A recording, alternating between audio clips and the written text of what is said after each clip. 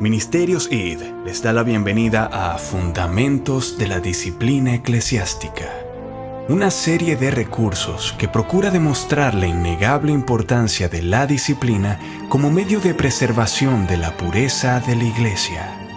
Mi nombre es Gabriel Arjona y en esta oportunidad escucharemos el escrito que lleva por nombre Admisión y Exclusión, un fragmento de una obra de John Gill en la que expone en términos prácticos cómo la Iglesia debe admitir a un miembro o en su defecto excluirlo basándose en los lineamientos dictados por las Escrituras. Oremos porque el Señor obre en nuestros corazones a través de su siervo y sin nada más que acotar, escuchemos la reflexión del pastor bautista y erudito bíblico John Gill. Primero, las reglas concernientes a la admisión de miembros a una iglesia evangélica. Las puertas de la iglesia no deben abrirse de par en par para que entre cualquiera cuando quiera. A las puertas de la casa del Señor fueron puestos porteros para que no entrara ninguna persona inmunda. En el tiempo de Ezequiel, una figura de la iglesia evangélica futura, se dieron órdenes de que no entrara en el santuario del Señor ningún extraño incircunciso de corazón y en la carne. En el templo de Salomón no se permitió usar ningún material que no fuera labrado y pulido con anterioridad. Las personas deben presentarse voluntariamente a la iglesia para formar parte de su comunión. Este debe ser un acto voluntario, propio, y no algo forzado o por persecución de otros. O deben ser propuestas por el pastor o anciano con quien hayan tenido una conversación previa, incluyendo una averiguación sobre su experiencia y conocimiento de las cosas divinas. Fue así que Saulo, al convertirse, trataba de juntarse con los discípulos, es decir,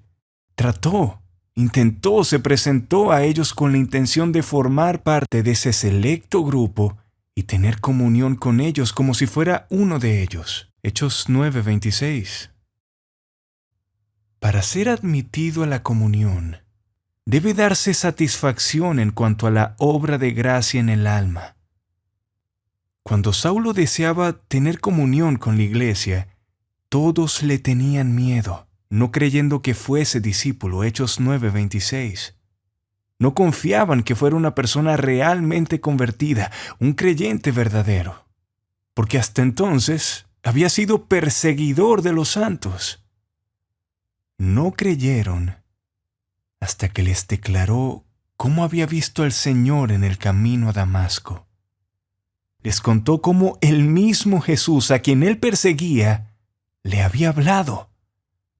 Tenían dudas acerca de su relación con Cristo hasta que vieron la valentía con que había predicado su nombre. No fue hasta entonces que lo admitieron y andaba con ellos en sus entradas y salidas. Es correcto y propio que los que quieren ser admitidos den razón de la esperanza que hay en ellos para satisfacción de aquellos con quienes anhelan tener comunión. En la iglesia primitiva, era una práctica de los santos compartir unos con otros lo que Dios había hecho para sus almas. Aquel pobre hombre, a quien Cristo le quitó una legión de demonios, fue enviado a su casa para que contara a sus amigos las grandes cosas que el Señor había hecho por él y dijera cómo había tenido compasión de él.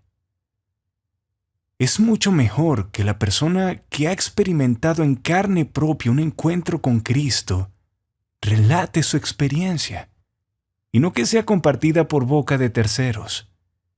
Es mejor una declaración oral que por escrito, porque, aunque lo primero sea dicho con dificultad, es mejor descubrir el sentimiento real del corazón, el sabor mismo del alma, pues esto tiende a entrelazar y unir a los corazones del pueblo del Señor con el que da testimonio.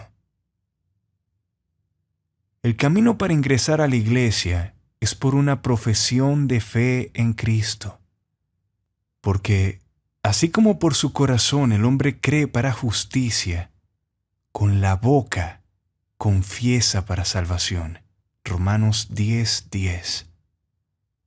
La iglesia es el redil y Cristo es la puerta para entrar a él. Cualquiera que pretenda entrar de otra manera que no sea su fe en él y la profesión de esa fe, es un ladrón y robador. Juan 10:1. Los 3,000 convertidos aquel día de Pentecostés profesaron primero el arrepentimiento de sus pecados, su fe en Cristo para perdón de ellos y su aceptación gozosa del Evangelio, siendo luego bautizados y recién entonces ser agregados a la comunión de la iglesia. Hechos 2:41. Es necesario que los que se agregan a una iglesia como miembros conozcan las verdades del Evangelio, las confiesen y que no se avergüencen de Cristo y sus palabras delante de los hombres. Se les debe examinar para constatar su solidez en cuanto a la doctrina de la fe, y esto debe autentificarse por su aprobación de los artículos de fe de la iglesia. Abrid las puertas y entrará la gente justa, guardadora de verdades. Isaías 26:2. La iglesia debe ser indulgente con las debilidades de los hombres, tanto en cuanto a sus experiencias de gracia como a su iluminación y conocimiento del Evangelio. No se debe despreciar el día de las cosas pequeñas, Zacarías 4:10. No se debe quebrar la caña cascada ni apagarse el pábilo que humea, Mateo 12:20. Cristo recoge en sus brazos a los tiernos corderos y los lleva en su seno, Isaías 40:11. Los débiles en la fe deben ser recibidos, pero no para contender sobre opiniones, Romanos 14:1. Debe recibir el testimonio de una transformación en la vida y de un cambio en la manera de vivir. Cuando los discípulos vacilaron en recibir a Saulo por su conducta y comportamiento anterior, Bernabé les informó sobre el cambio que había operado en él, y que aunque había sido un perseguidor violento de la iglesia, era ahora un predicador valiente y celoso del Evangelio. Entonces lo recibieron gozosos. La aceptación de un miembro en la comunión de la iglesia tiene que ser por consentimiento mutuo. La persona recibida debe andar con la iglesia en santa comunión y la iglesia debe recibirla en el Señor. Tiene que ser un acto voluntario de ambas partes. Si la iglesia tiene un pastor, la persona debe ser recibida por él en nombre y consentimiento de la iglesia. Si no tiene pastor o encargado de la iglesia, se nombra a un hermano de la congregación para ese fin. Este extiende su diestra en señal de compañerismo. Gálatas 2:9. Segundo, consideremos las ordenanzas, leyes y reglas que deben ser guardadas y obedecidas por los que son admitidos en la iglesia. Hay ordenanzas que deben enseñarse a observar. Hay que mostrarles todas las ordenanzas de la casa para que puedan cumplirlas. Fue así que Cristo ordenó a sus discípulos que enseñaran a aquellos que bautizaban a observar todas las cosas que Él les había mandado. Mateo 28:20. Además de la ordenanza del bautismo, que es preparatoria para la comunión en la iglesia, existen ordenanzas acerca de la oración pública, la alabanza y el ministerio público de la palabra que deben atenderse constantemente. Es muy impropio que los miembros de las iglesias dejen de reunirse para la adoración pública. Hebreos 10:25. Es de notar, para honra de los primeros cristianos, que perseveraban en la doctrina de los apóstoles asistiendo constantemente a las reuniones en que ésta se ministraba, en comunión los unos con los otros, en oraciones públicas guiadas por el pastor como vocero de la iglesia, y particularmente en el partimiento del pan. O sea, la ordenanza de la cena del Señor, Hechos 2:42, la cual debe ser administrada con frecuencia. Pablo dice, todas las veces que comiereis este pan, etc. Primera de Corintios 11:26, lo cual muestra que se hacía a menudo. Sea cual fuere la frecuencia, se ha de participar en ella. También están las leyes de la casa, que deben ser enseñadas a los miembros de la iglesia y ser obedecidas por ellos. Cristo es el que las dio, y sus mandatos deben ser observados partiendo del principio de amor por Él y, de hecho, por todo lo que ha mandado. Está la ley moral, que sigue vigente y vinculante para los cristianos, porque Cristo no vino a destruirla, sino para cumplirla, Mateo 5:17. Y su pueblo está bajo la ley como lo estuvo Él, y debe obedecerla, Primera de Corintios 9:21. Los que no tienen en cuenta la moralidad no son dignos de ser miembros de una iglesia ni de continuar en ella. Está también la ley de Cristo, que es la ley del amor, el nuevo mandamiento que Cristo dio a sus discípulos, Juan 13:34. Y por el cumplimiento de ella se conoce que son sus discípulos. Además, hay varios deberes mutuos que deben observar los miembros de las iglesias. Deben someterse unos a otros en el temor del Señor, Efesios 5:21. Deben tener el mismo amor los unos por los otros, Filipenses 2:2, tanto con respecto a las cosas temporales como las espirituales, y velar unos por otros en el Señor. Hay ciertas reglas con respecto a amonestaciones privadas de los miembros de la iglesia que merecen atención especial. Ambas son dadas por pastores y ancianos de la iglesia, que no solo tienen el poder de amonestar a aquellos sobre quienes han sido puestos y de reprender públicamente y con autoridad, sino también privadamente, al visitar casa por casa y según vean necesidad de hacerlo. Tales amonestaciones privadas no deben ser desperdiciadas, tampoco las dadas por los miembros, que deben amonestarse y exhortarse unos a otros de forma privada según haya necesidad. La regla de Mateo capítulo 18, versículos del 15 al 17, si tu hermano peca contra ti, es excelente y puede ser aplicada a cualquier desacuerdo entre un miembro de la iglesia y otro. Esta regla tiene que ser observada en caso de una falta privada conocida solo por estos, una falta secreta que solo ellos conocen, y no un pecado público, conocido por toda la iglesia y el mundo. Porque en este último caso hay que aplicar otro método. Tiene que ser un pecado del cual es culpable el ofensor y no obstante, no un pecado por debilidad, común a la naturaleza humana que abarca a todos. Pero no debe ser una falta sustancial ni pública que requiera más que una amonestación, una excomunión inmediata, como el pecado de incesto, 1 Corintios 5. Tiene que ser una falta menor, pero que ofende. En tal caso, el hermano ofendido tiene que reprender en privado al ofensor y referirse únicamente a la falta entre ellos. Si puede lograr que el otro reconozca su falta y manifieste su dolor por ella, entonces se ha ganado a un hermano.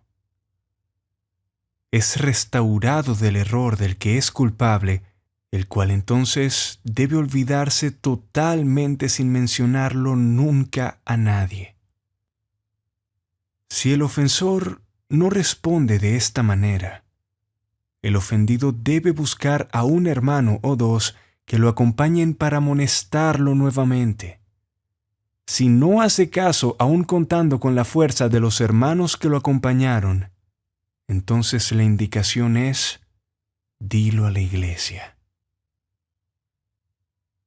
En tercer lugar, es necesario aclarar lo que implica separarse de la casa o iglesia de Dios y lo que esto significa.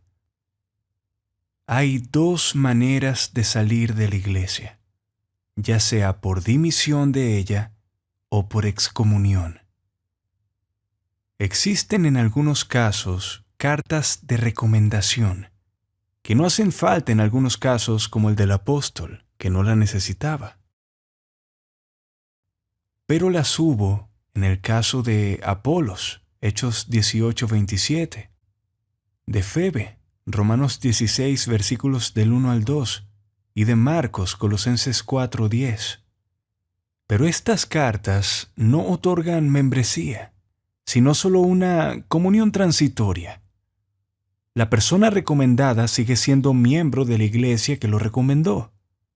El propósito de tales cartas es certificar que la persona cuyo nombre se menciona en ellas es miembro en plena comunión de la iglesia que lo recomienda y que puede ser admitido con toda confianza a una comunión transitoria en la iglesia a la cual es recomendado. Pero dichas cartas no deben ser de largo plazo. Si una persona se asienta en un lugar a donde lo ha llevado la providencia, debe pedir una carta de dimisión a la iglesia de origen y ser recibido con base en ella a una comunión plena en la nueva congregación. Al ser aprobada la carta de dimisión y la persona es recibida en el nuevo grupo, es entonces un miembro con todos sus derechos y obligaciones. En ese momento, y no antes, la persona deja de ser miembro de la iglesia de la cual es dimitido. Hay casos en que una persona puede pedir su carta de transferencia a otra iglesia por varias razones. Por la distancia, porque no se siente edificado, o porque la iglesia se ha corrompido de tal forma en su doctrina y práctica que no puede a conciencia permanecer en ella. La otra manera de salir de la iglesia es la excomunión o expulsión, sobre la cual será necesario considerar varias cosas. La excomunión no es más que privar al miembro de la comunión de la iglesia y los privilegios que de ella se desprenden. Es retirarle todos los derechos y responsabilidades de un ciudadano hermano de los santos y quitarle su lugar y su nombre en la casa de Dios. Una iglesia no le puede quitar a un miembro más de lo que le dio desde un principio. La gloria de Dios es la finalidad definitiva de la excomunión. El nombre de Dios es deshonrado por prácticas o principios pecaminosos de los miembros de la iglesia, por lo que la excomunión es la manera más abierta y eficaz de extirpar la deshonra que se le ha causado. Este debe siempre ser el propósito principal y la razón sincera de su administración. Si ha sido de bendición para usted este tiempo, damos las gracias al Señor por ello y nos encantaría que nos lo hiciera saber a través de los comentarios. Además, le invitamos a suscribirse a nuestro canal y a dejar un me gusta en este video. Al único y sabio Dios, por medio de Jesucristo, sea la gloria por siempre. Amén.